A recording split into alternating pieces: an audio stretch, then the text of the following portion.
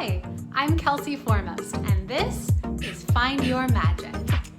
Find Your Magic is a series of conversations with entrepreneurs, creatives, experts, and friends that explores what it's really like to do what you love. We're talking about everything from business to the creative process to mental health and everything in between. So grab a cup of tea and join the conversation as we take a look behind the scenes of success at what it really takes to find your magic.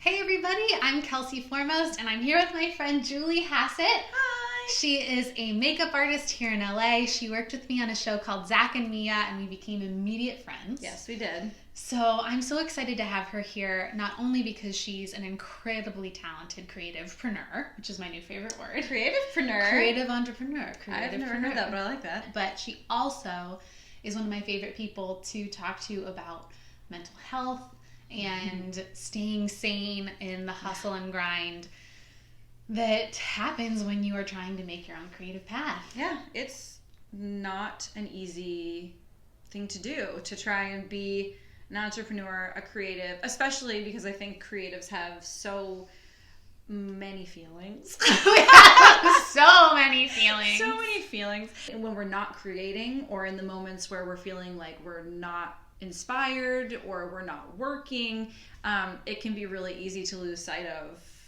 our strong points, and also to feel depressed and to feel like, oh my gosh, how do I keep going through this? Like, is it just me? Am I never gonna work again? Do people even like what I'm doing? Yeah. And then do people hate me? Am I the worst? I'm not even good at what I do. Everyone's better than me. This is just from like 24 hours of not doing anything. And even if you're not creative, I think anybody in a work situation, or like when you are putting something out into the world, whatever it is, that is vulnerable. Oh yeah. It's so personal. It's so intensely personal that when you feel, when you're not getting work, it feels like a direct attack on your personality almost. Yeah, and like your worth. Yeah, exactly. That's what it is equating your worth to your creativity. I've been struggling with mental health issues my entire life. Anxiety, depression. Raise your hand if. Yeah, hi. And it's still taken me a really long time. I'm 33 now, and I feel like I'm just getting to the point now where I can acknowledge safely when I'm actually slipping into depression, like sooner than before. I know for myself that I feel worse when I'm not working, I'm not creating. Recognizing that has helped me to be like, all right, well, since I know this happens, what can I do instead? Yeah, and paying attention to the signs for you, absolutely. Right? Like everybody has different signs. Yeah. It's all about being curious as to when something comes up that's a negative feeling or a symptom of something like anxiety or depression. Instead of getting down on ourselves and thinking like, oh, what's wrong with me? I shouldn't be feeling this way. Nothing's really that bad or whatever it is. Instead of putting it on ourselves, getting curious and being like, oh, okay, I'm feeling this way. Why do I feel this way? Yeah. And digging into it. And sometimes it's not caused by anything. Sometimes with mental health, sometimes it's just like, you just feel bad. Yeah. You're just feeling, sometimes it's just something in your brain. It's a chemical imbalance, and that's also fine. I think sometimes we think in order to be worth the self-care that it has to be a certain level of symptom. Yeah, there has to be a reason for why you're feeling this way, or like, I'm so stressed out that I deserve a massage, or I deserve self-care. But sometimes it's the preventative stuff, the preventative self-care that's the most important, because because if you're not consistently taking care of yourself, it is really easy to just suddenly discover one day, like, whoa, I am feeling totally off the rails. I think taking the small steps, like going to therapy consistently, like I do that, and I am not shy about talking about it because... No, therapy's great. But I talk a lot about how therapy actually really helped me grow my business because it helped me learn how to say no. It helped me define my goals and my priorities. Yeah, set boundaries. Yes, it helped me realize what it was I actually wanted rather than what I was supposed to want. Yes, the should, like the shoulding all over yourself. Because it really, like, you can should yourself to death. Like, it really is. Oh my it's God. true. I mean, it's like, I do this all the time. I make myself feel very guilty. And, you know, I should be this way. I should be that way. I shouldn't be doing this. I shouldn't be doing that. And it's like, who said? I make up all sorts of rules for myself. You're shitting all over yourself. Isn't that funny? That and, like, comparing yourself to other people, that's a whole other thing. But literally every single person who has come and sat with me on this couch for this show, we have talked about comparisonitis. Yeah. That's what I call it. I don't know if other people call it that, but it is the disease that literally plagues us all. Yeah. Especially in the age of social media. Mm-hmm. Ironically, this is going on social media. Mm-hmm. Don't compare yourself to a stranger on the internet. Yeah. Don't do it. I heard the quote a while ago, and I don't remember actually where this came from specifically. I should probably look that up at some point. But it says, comparison is the thief of all joy. And Theodore honestly, Roosevelt. Thank you. There we go. I think that is so true because, I mean, as soon as you're looking at someone else's successes and you're saying, well, I could never do that, or like, they're so lucky because, or I wish I looked like that. Or I'm too late. Old. Oh my gosh. That's something that I've recently been doing. I'm too late. I'm too late or I'm too old. All and the it's time. like, I'm not even old, okay? No, we're like young, chipper, spring chickens. Right. You're never too old. And I know society puts on all sorts of unrealistic expectations for age, and especially for women. Absolutely. But it is really important to remember that your story is unique.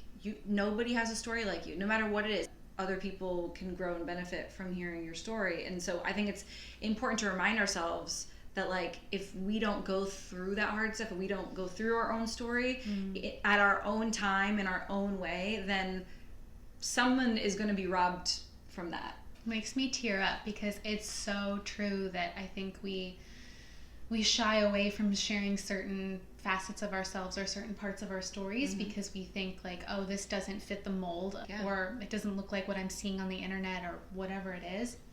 When in fact, the more you share that unique experience that is yours, the more you connect to people. Yeah, people are drawn to authenticity, and I think that we as people can sniff out the inauthenticities, and sometimes it's hard to trust yourself enough to even know what your authentic self is. Especially with art or with creativity. A lot of times we think, oh, is this stupid? Yeah. Or is this really me, or am I just copying? Or, oh, God, yeah. Oh, God, yeah. Oh, God. Back to you from Fargo, North Dakota, for no apparent reason.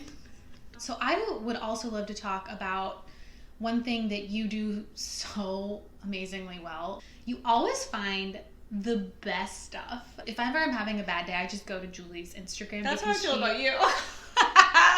Women supporting women. It's true. You always have like the most amazing inspirational stuff up there. You just are like this encyclopedia of mental health gold. The reason I'm sharing these is because I'm finding them and learning from them and being like, wow, this is gold. These are like these nuggets of gold that I want to share with other people because I'm learning them at the same time. And if they can help me, then they can help other people. When somebody does put something out there like this that is a really helpful tool that makes you feel less alone, share it. Yeah. Because chances are somebody somewhere in the ether of the internet is on the other side being like, am I the only one? In the past couple of years, actually, especially the women that I've surrounded myself with, have been so giving and so generous with being open about their mental health and their specific situations, and we've all given each other a little bit about how we felt about whether it's not working or feeling really down or traumas that we've had or whatever, and I've felt so much more like I belong, just as a person. Yeah. because I realize I'm not the only one. It can feel so isolating. You can feel so alone, feeling like I'm the only one in the world feeling like this. I think especially if you work for yourself. Oh yeah. If you're a freelancer or an entrepreneur, or if you are in any way isolated in your work, if you work from home. Any of that lends itself to feeling even more isolated. Yeah. To create community, I think you have to be a lot more active in pursuing those relationships, which is so hard. It is really hard when you're working, when you're trying, when you're like hustling so hard to make sure that like you have that next gig or whatever. And so when in those in between moments, making sure that you have someone like Kelsey, or you have someone like, you know, any of the wonderful friends I've gotten to have, and it's taken time. It's so important to build that community and that support system consciously, and it's such an easy thing to put on the back burner. I think that's the thing is I think as people we tend to do this thing where we're like, I'll be happy when I accomplish this, when I get this job, when I make this amount of money, and I still do it. I still have this thing in my head that like once I just like get up that hill, like it's like imagery in my head, like once I just get up that hill, like life is gonna be easier. And guess what? It's not going to be. I think realizing that we're just on this ride that we're never gonna feel like we made it, or like this is it, we're done now. The only constant thing in life is change. And I'm like about that. I think that's kind of what you have to embrace as a business owner too, is that things are constantly in flux, especially if you're a freelancer. Is that there's really like no stability. It really is just sort of a roller coaster. But that's also something to embrace, is to get comfortable with being constantly uncomfortable. This is just how it is. And that sometimes is in and of itself a form of stability. It is, actually. I think that's like the one thing that I can hold on to at a certain point. People say like, I don't know how you freelancers do it. Like I could never like not know where my paycheck's coming from, or not know when I'm going to have this amount of money. And yes, that is hard. It's hard to plan. It is challenging challenge. For sure.